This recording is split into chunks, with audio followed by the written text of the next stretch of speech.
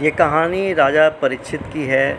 जब उनकी मृत्यु का समय निकट था, उसी समय श्री सुखदेव जी राजा परीक्षित को श्रीमद् भागवत का कथा सुना रहे थे। कथा सुनाते सुनाते कई दिन बीते, लेकिन फिर भी राजा के मन में मृत्यु का भय व्याप्त था। उनके चेहरे पर मृत्यु का भय साफ साफ दिखाई दे रहा था। जब भी वो इस बात को सोचते तो बड़े ही विचलित हो जाते थे। तब फिर राजा को श्री सुखदेव जी महाराज ने एक कथा सुनाई। कहा कि राजन, मैं आपसे एक कथा कहता हूँ, उसे सुनकर आपको जो सही है उसका जवाब भी देना पड़ेगा। राजा ने तब कहा कि महाराज ठीक है, आप जो भी पूछेंगे मैं उसका उत्तर अवश्य दूंगा, आप कथा सुनाइए। तब श्री सुखदेव जी महाराज ने कथा प्रारंभ की। उन्होंने कहा कि राजन सुनिए, बड़े ध्यान से सुनिए। एक बार की बात है, एक राजा अपने दरबारियों के साथ जंगल में शिकार खेलने के लिए गया हुआ था। जंगल में शिकार करते हुए बहुत अधिक समय हो गया। राजा अपने दरबारियों से बिछुड़ गया था। वह शिकार के पीछे दौड़ता दौड़ता जो है बहुत दूर निकल गया था। राजा जब जंगल में बहुत दूर पहुंचा तो देखा कि जंगल बहुत घना है। तब राजा को ध्यान आया कि और उसने फिर आसपास देखा, लेकिन आसपास कोई उसे नज़र नहीं आया। सभी साथी बिछड़ चुके थे। फिर राजा ने सोचा कि अब मुझे अकेले ही सफ़र करना पड़ेगा। यह सोचकर राजा आगे बढ़ने लगा। शिकार के पीछे भागते भागते राजा को बहुत ज़ोरों की प्यास भी लगी थी। ऐसे में राजा अपने घोड़े से उतरकर पैदल ही आगे इधर उधर देखता हुआ पानी की तलाश में बढ़ रहा था। थोड़ा आगे की ओर बढ़ा तो उसे एक छोटी सी एक झोपड़ी की तरह नज़र आया। रात भी होने वाली थी। राजा को प्यास भी लगी थी। रात ठहरने के ख्याल से, साथ ही प्यास को बुझाने के मकसद से वह राजा उस कुटिया की तरफ, उस झोपड़ी की तरफ आगे बढ़ चला।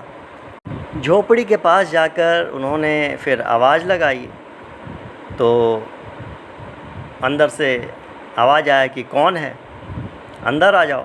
यह सुनकर राजा झोपड़ी के अंदर जा पहुंचा। अंदर जाकर उसने देखा कि वहाँ एक बहेलिया लेटा हुआ है और बहुत लंबे समय से बीमार मालूम पड़ता है।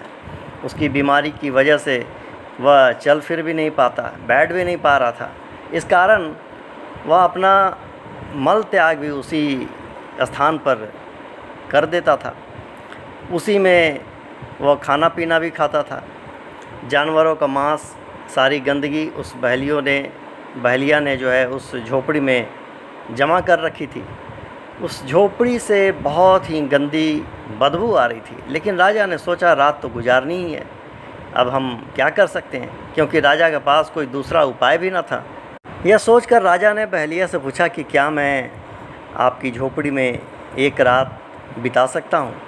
यह सुनकर बहेलिया बोला, मैं तो हमेशा ही भटकते हुए राहगीरों को अपनी इस झोपड़ी में रहने के लिए आश्रय देता आया हूँ, लेकिन जब दूसरा दिन होता है, सुबह होती है, तो कोई भी यहाँ से जाने को नहीं कहता, यहाँ रुकने की जिद करने लगता है। अब मैं बार बार इन झंझटों में नहीं पड़ना चाहता, इसीलिए आप इस झोपड़ी में कृपया करके नहीं रुकिए। मैं अब इस झंझट में नहीं पड़ना चाहता, आप यहाँ से कहीं और चले जाइए। ऐसा सुनकर राजा ने कहा कि कृपया ऐसा मत कीजिए, मैं रात में कहाँ जाऊँगा, मुझे तो यहाँ का रास्ता भी नहीं पता, मुझे बस आज रात रुकने दो। मैं आपसे वचन देता हूँ कि सुबह होते ही अवश्य मैं यहाँ से चला जाऊँगा। और उन्होंने ये भी कहा कि मैं और लोगों की तरह नहीं हूँ जो मैं सुबह कहूँगा कि आपसे कि मैं यहाँ रहूँगा, मैं अवश्य यहाँ से चला जाऊँगा। राजा के बार बार अनुरोध करने पर बहेलिया बोला कि चलो ठीक है, मैं तुमको भी रुकने के लिए आश्रय दे देता हूँ, किंतु याद रहे सुबह होते ही तुम्हें यहाँ से जाना होगा। राजा ने यह कहकर बहेलिया की तरफ जो है एक तरफ हो गया और उसने राजा को भी वहाँ विश्राम करने की अनुमति दे दी। राजा रात को विश्राम करने के लिए उस झोपड़ी में एक तरफ को लेट गया, लेकिन उसे उस झोपड़ी की दुर्गंध बहुत परेशान कर रही थी। उससे उस झोपड़ी में एक सेकंड भी रहा ना जा रहा था। कुछ घंटे यूं ही नाक बंद करके बैठा रहा राजा।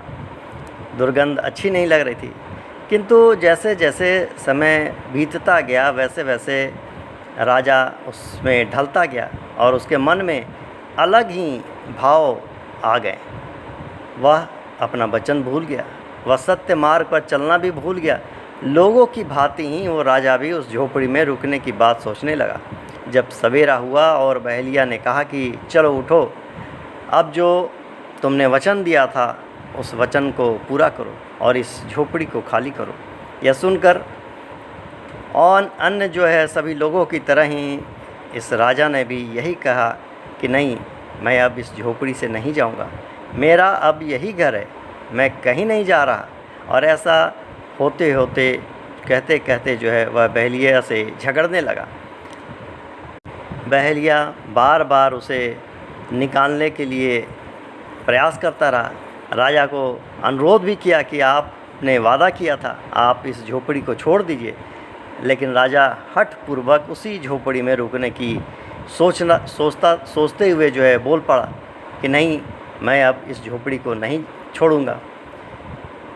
तो इस कहानी को सुनाकर फिर श्री सुखदेव जी महाराज ने कहा राजन से कि राजन, अब आप ही बताइए कि क्या राजा ने सही किया, क्या बहेलिया गलत कर रहा था उस राजा को निकाल कर, और क्या राजा अपना वचन भी भूल गया। उसने वचन दिया था कि वो सुबह होते ही ये झोपड़ी को त्याग देगा। तो अब आप ही इसका उत्तर दीजिए और सत्य बताइए कि किसकी गलती है। श्री सुखदेव जी की बात सुनकर राजा ने बोला कि राजा पागल मालूम पड़ता है, इतना अच्छा उसका राजपाट है, उसको छोड़कर वो क्यों इस छोटी सी झोपड़ी जो दुर्गंध से भरी पड़ी है उसमें रुकना चाहता है। उसे यह भी नहीं पता है कि वह यहाँ जो है इतनी गंदगी फैली हुई है और उस झोपड़ी में वो कैसे रह पाएगा। उस झोपड़ी में ऐसा क्या है जो उसके लिए जो है वह रुकने की जिद कर रहा है।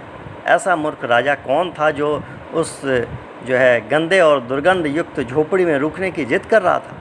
तब श्री सुखदेव जी महाराज हंसते हुए कहते हैं कि राजन व राजा आप ही तो हैं। यह शरीर कुछ और नहीं, दुर्गंध युक्त वही झोपड़ी है जिसमें अच्छाई कुछ भी नहीं है, सिर्फ और सिर्फ दुर्गंध युक्त हड्डी मांस मल मूत्र आदि से भरी हुई है। और जो आत्मा है वह राजपाट है। आत्मा का इस शरीर में रहने का समय समाप्त हो गया है।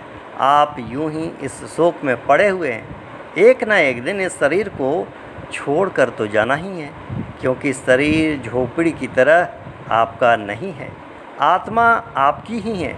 तो अपनी आत्मा को इस शरीर से मुक्त होने में संकोच कैसा राजन।